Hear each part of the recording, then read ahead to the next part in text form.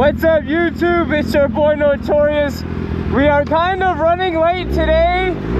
We are on the way to the final Used Bikes Direct meet, and hopefully y'all can hear me.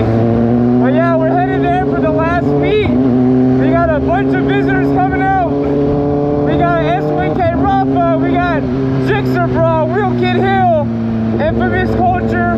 I think we got ZX10 Mez. We got a bunch of people coming in town. Should be a great time. But yeah, let's have some fun.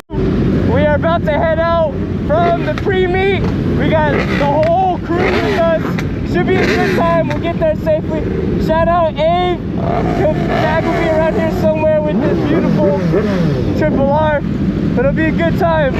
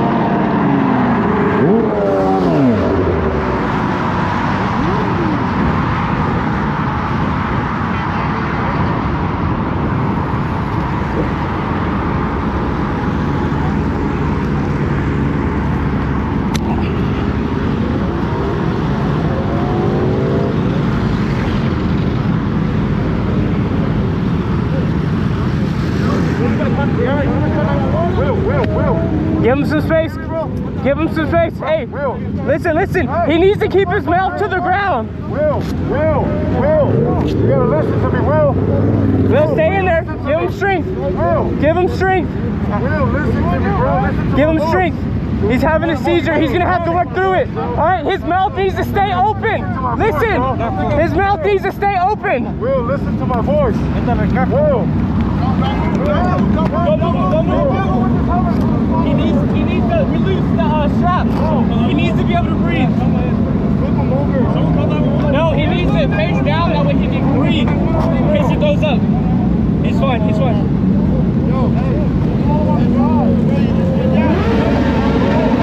On his side, keep him on his side. Take helmet off. Hey, who's calling 911? We got it. Let him know the exit. Keep it on. As long as he can breathe on his side, right? Keep it on. Straight. You're okay.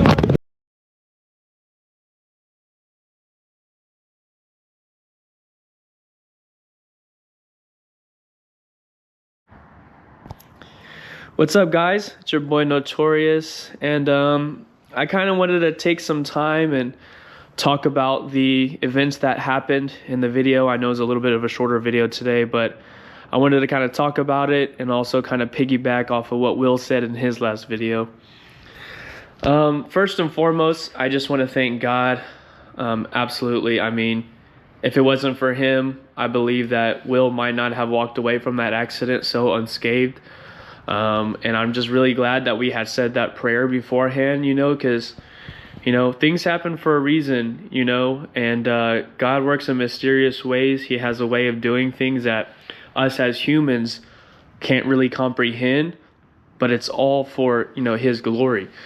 And kind of like what Will talked about, is with these machines, these are, considered, and don't mind me, I'm shivering a little bit because it's cold out here in Houston today, but these are rightly so called death machines for a reason. I mean, these bikes can go upwards of 160, 70, 80, 200 plus miles an hour. And, they said it's not the speed that kills you, it's the sudden impact, And, but it's something really to take into consideration, because these things are dangerous. And they say that when you get in an accident with a motorcycle, it's 80% more likely that you're going to die, and that's what I try to preach to a lot of my friends that are interested in getting bikes.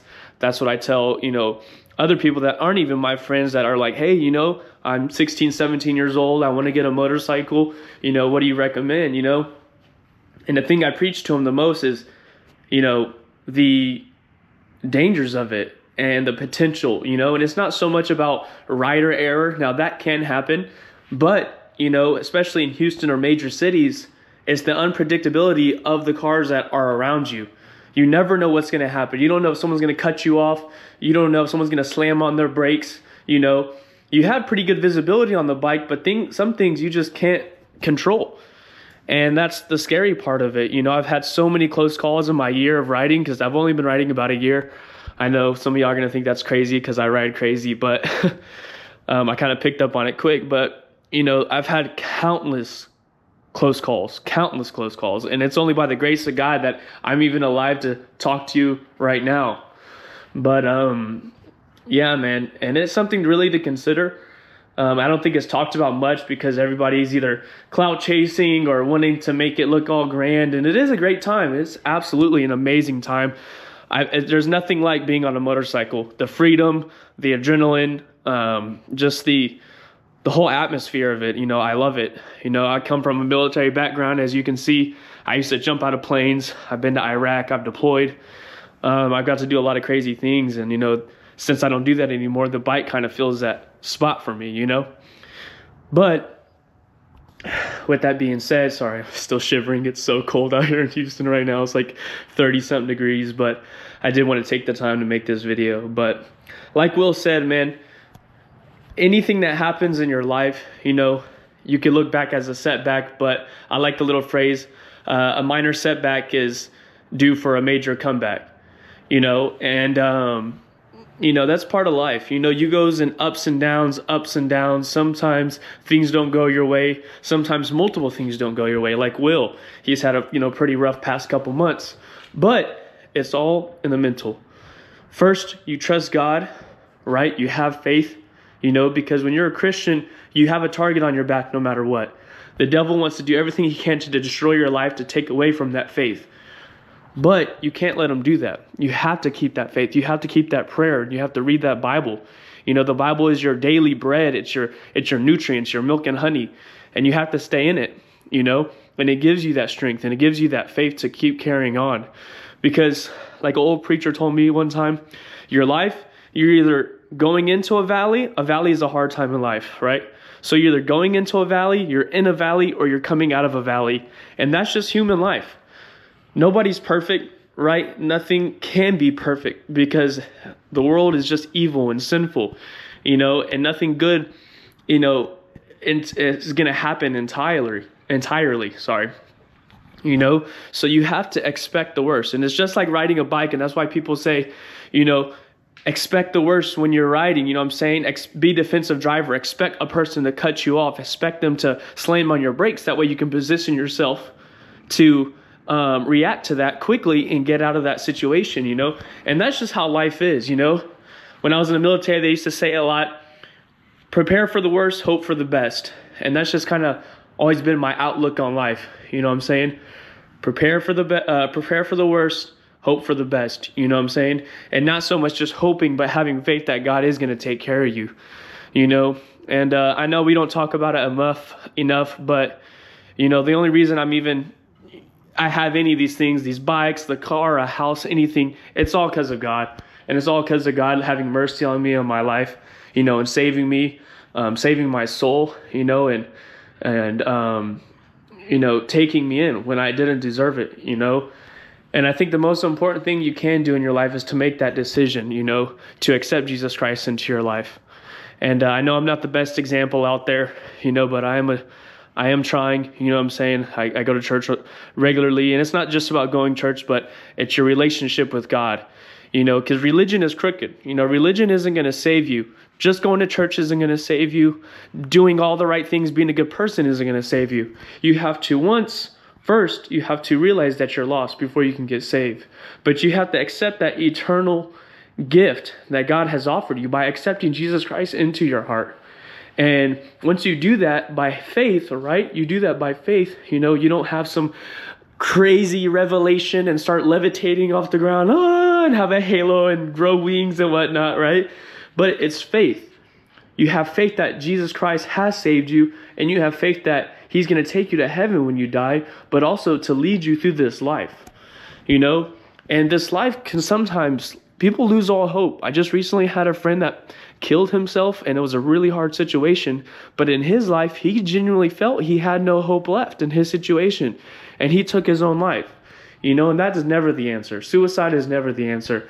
And it's just a sad reality of it. But that's not just him. There's millions of people in this world that are dying every day without hope, depressed, sad, But there's an answer for that. And that answer is Jesus Christ. And I believe with all my heart, if you actually take the time and you humble yourself and you go to God in prayer, you might not hear some crazy voice and the clouds open up, and the sun's beaming on you, right? But, it's the small things. You'll start seeing God work in your life in the littlest ways, and you're like, oh my goodness, I can't believe this has happened. This door opens up, that door opens up, Or there's times, that he'll humble you. You know what I'm saying? I've been humbled many a times because I can be a cocky person at times, and God has humbled me, but it has helped me out so much in my life, And just like this situation with Will, he said in his video that this is just a time where God had humbled him, you know what I'm saying? But you learn and grow from everything. The Bible talks about a righteous man falls 7 times, but you just got to get back up and keep going. And like Will said, you just keep marching, you just keep having faith, and you keep trusting God, okay? I don't want to keep talking y'all's ears off, but, y'all can always reach out to me on social media if y'all ever have any questions. But I love and appreciate y'all, all the support that y'all have shown and everything. But at the end of the day, no matter what, trust God and have faith, and he will take care of you. But thanks again, guys. I appreciate y'all watching. God bless.